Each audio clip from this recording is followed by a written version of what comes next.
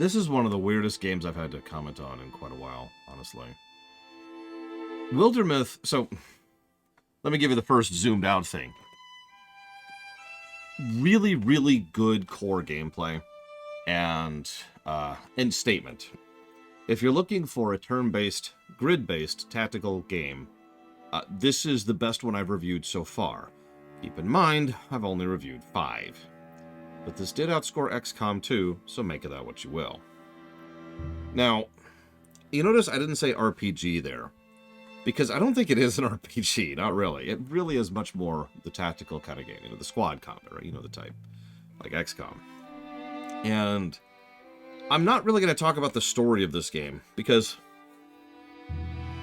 there's not much to talk about on the story side of things. There's,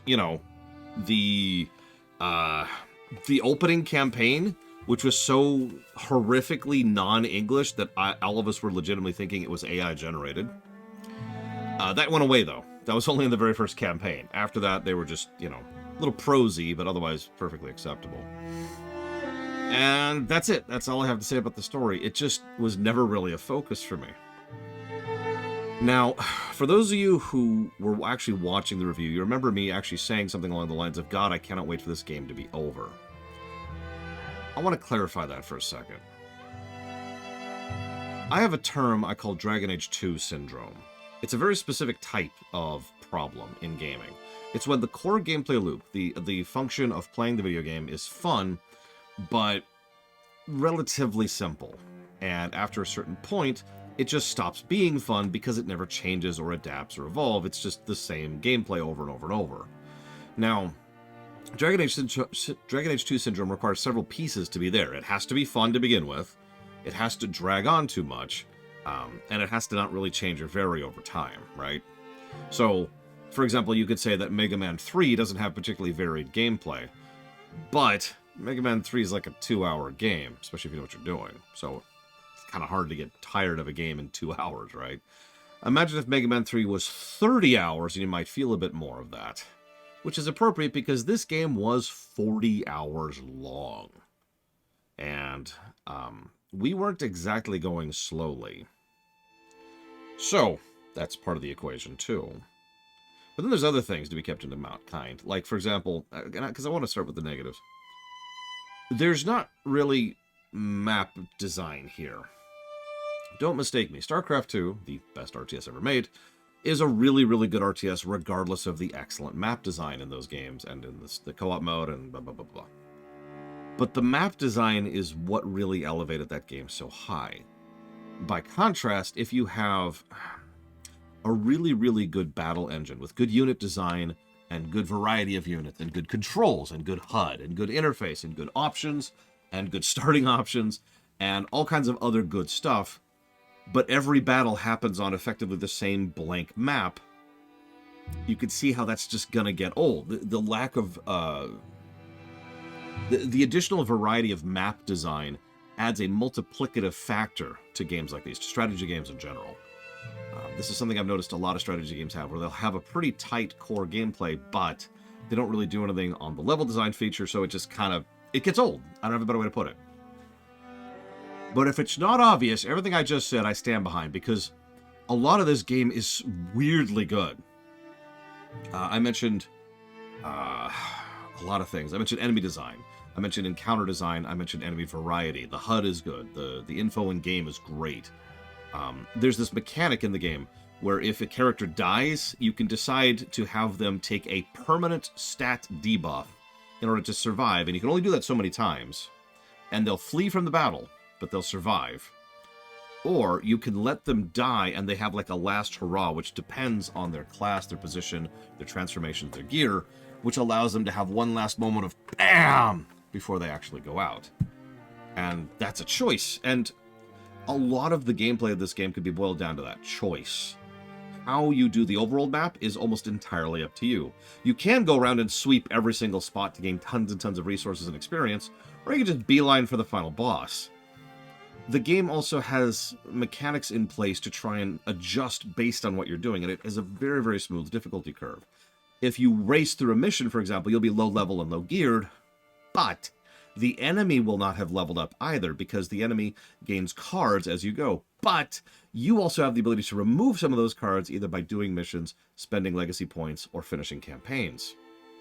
So there's like a give and take and give and take and give and take the whole time through, and it's kind of awesome. And that's just on the strategic layer. Did I mention this game has full mod support and a mod kit, and it's really easy and fun to equip mods, so it's very mod friendly, so that's awesome. I mentioned options. It has tons and tons and tons of options. Like, you can even change what color the tiles on the map look like if you want to.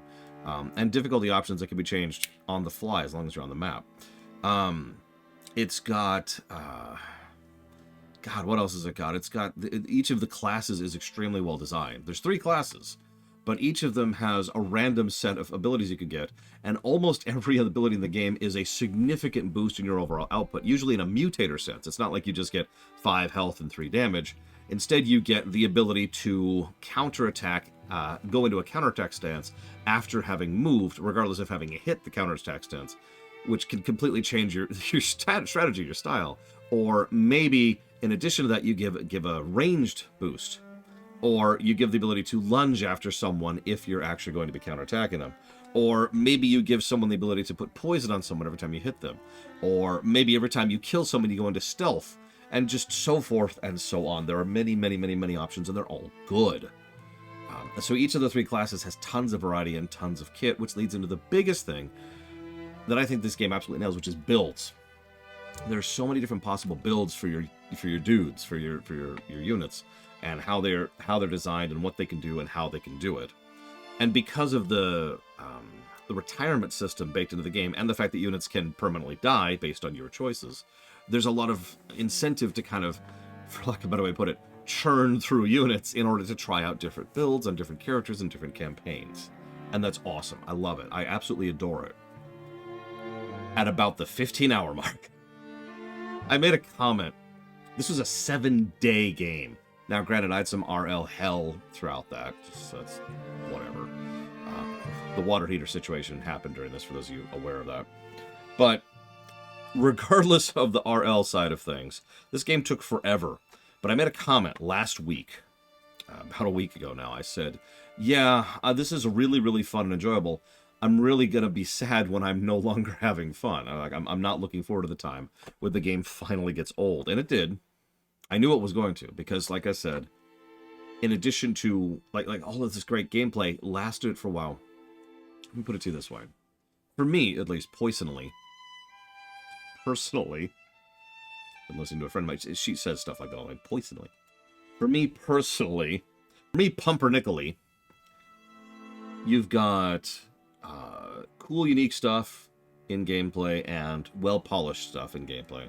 And then you've got, like, the story and the story presentation and the story. And I know I'm just listing the 4 things, but the point being, all 4 of these things do something. What that is they all add to the fuel in the middle of the pile. The larger the pile of fuel, the longer it takes for me to get tired of a game.